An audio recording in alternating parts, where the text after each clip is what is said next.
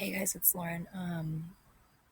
I figured today I would kind of tell my story a little bit. I kind of like briefly mentioned stuff in some of my videos about my life, but I'll try not to make it too long because I don't even know if anybody really cares about my story or not. I don't really care. I'm going to share it anyway. It'll make me feel better. I I guess I started like experimenting with drugs and alcohol in junior high in seventh grade. That's the first time I smoked pot and the first time that I got drunk.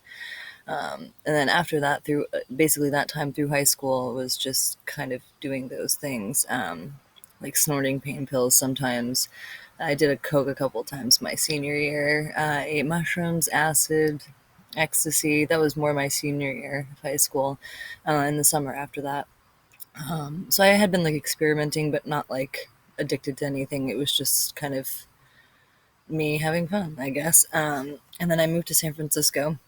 I was still 17. It was like the summer after I graduated. I turned 18 while I was there. And while I was there, I experimented a bit more. I ended up doing like drinking a lot more and doing more coke than I had done before. Also trying a couple other things. And when I moved back home, I moved into a house with a bunch of friends and had a really good summer job. And all we did was party. And we did a ton of coke and smoked a ton of weed, ate a lot of ecstasy, a lot of acid. I used to go to like festivals and shows. I was in Maine at the time and we used to drive to New York all the time, mostly upstate New York for like festivals and whatnot. And yeah, so that was around like age 19. I turned 20 in that house. And then I kind of moved back in with my parents for a little bit. And then I ended up, started, I started dating one of my exes, Nick, he's from New Jersey. He's in New Jersey now. And, and he was like an ex, addict, opiate user. He had been addicted to them from living in Florida and Jersey and just whatever he'd been into in his life.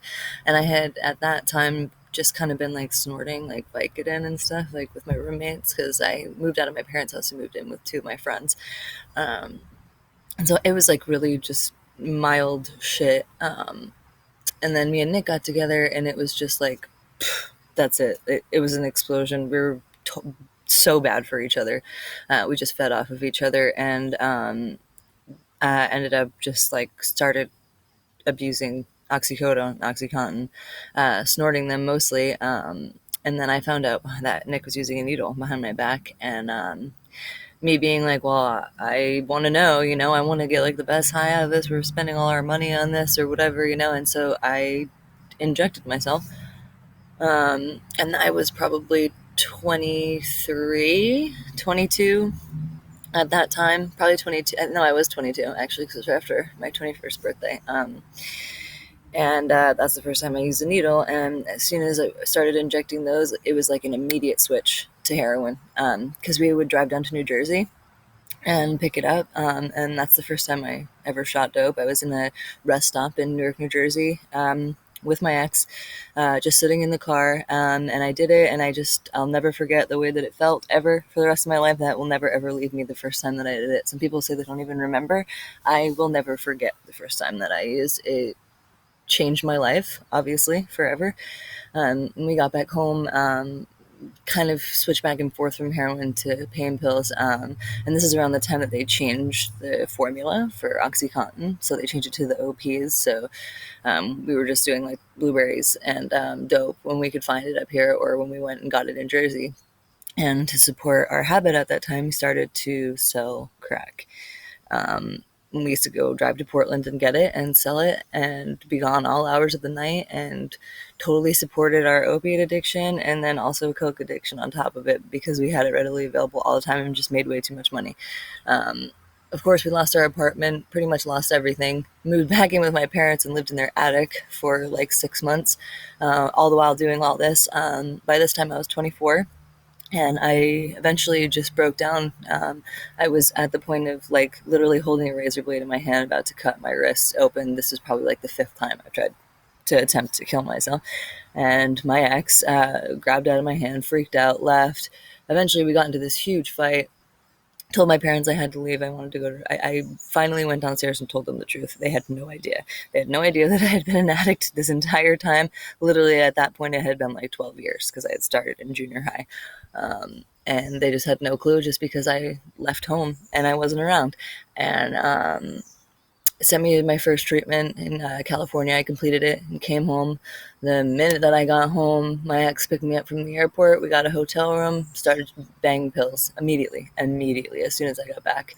And then went downhill from there. And then we were still living at my parents', got into another huge fight, a blowout fight, because I ended up meeting my now ex-husband and leaving Nick and just leaving and just being sick and just detoxing in my car and detoxing at my ex-husband's a little bit, and moving to Portland. And I just left Nick here. He ended up leaving my parents' house, moving in with friends. And I stayed in Portland, and kicked and moved to California. Took a huge road trip, just said fuck it, moved to San Diego.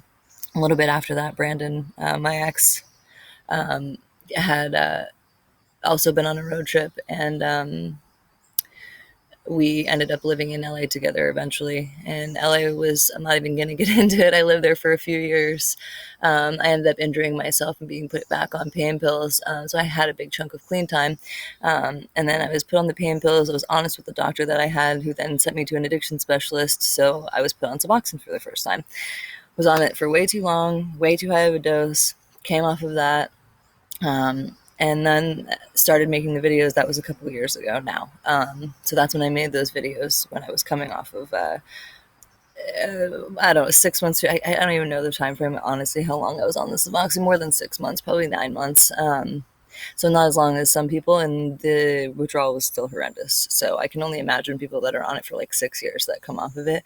The mental is insane. So I bow down to those of you that stay on methadone and Suboxone for a really long time. But yeah, I decided to take myself off of it, withdrew from that, ended up coming back to Maine because I got a divorce and had no place else to go, and then relapsed again. Then got clean again, then relapsed again. Went on another road trip, got clean, relapsed again when I came home, went to treatment, relapsed again, came back, just went to treatment in Florida, was fine for a while, loved that treatment center, then just relapsed again recently, and now I'm here again. So I don't even know if I counted all the relapses in there. There's probably quite a few more than that, but that's basically a general timeline of my addiction history. And now you have to understand that towards the end, I had just, the past few years now, it's just been strictly shooting heroin or coke, mostly heroin. And I mean, it was at the point where I was like 2-3 grams a day. And I live in the Northeast, and it's pretty strong here. It's powder, it's not tar. Um, Sometimes it's hard to know what you're getting, obviously, but it's really strong, especially now because of the fentanyl, which everybody knows. And yeah, so I was actually surprised. Like I've been mentioning it, my physical withdrawal was really, I kind of didn't really have too much. It's just mostly mental, which I really feel like it is all the time, because you're getting your senses back. So your nervous system is waking up. That's why you're sweating. That's why you're sneezing and crying and you can't sleep and all this stuff. It's all stuff that I know. I've been through it so many times now. Um, but again, like I said, I just really feel like this time is the time.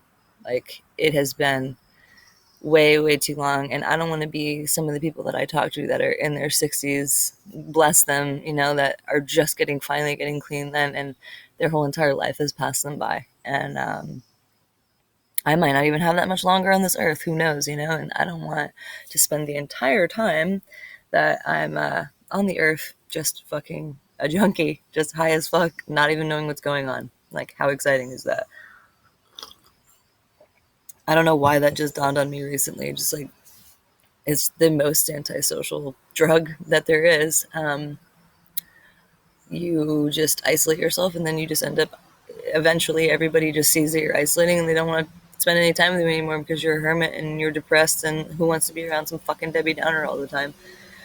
So I'm in the process now of rebuilding all of that. I appreciate all y'all's comments. I love reading them. I've been coming on here more now because I I feel like I'm just more serious about all the shit than I was in the past.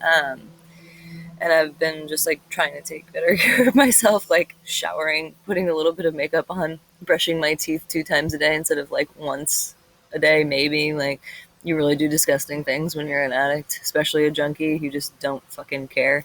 Um, but I want to care, and I do care, and now I'm old enough to care. And a few people recently have told me that I would look much prettier and better if I took care of myself, which is a really shitty thing to say, but they're absolutely right. I mean, I am an adult, and adults should be able to take care of themselves and appreciate like being clean and looking healthy and being healthy. And I want all of those things. And um, I'm probably just going to start rambling again, so I'm going to end it there. I left out a ton of shit. Obviously, I've been through so many things, met so many amazing people, done so many amazing things. Even the times when I was living in my tent, those are probably the best times of my life. I mean, I met really awesome people that I still talk to. And I've been relatively blessed through the whole addiction thing, which is crazy, I suppose. But yeah, I would love to hear other people's stories. I wish that there was more channels. I know that there's a few, and I've been watching all the videos, and I love it. But I think more people should be talking about it, and more people should be honest about it, because there's such a stigma attached to being an addict that it's a ridiculous stigma now, because millions of people right now are suffering from some type of addiction. And I mean, dude, we're not a minority. You know what I mean? Like, speak up. Like, even if we were a minority, still, like, it needs to be talked about. People need to be educated about it, and changes need to happen so addicts can get the help that they need. It's more readily available, at least for more people, so everybody has a chance. Because every human being deserves a fighting chance, regardless of their background, what they've been through, if they're a fucking addict or not, doesn't matter. Everybody has their time on this earth and deserves it. So yeah, I guess that's it for now. Thanks for listening. Take care.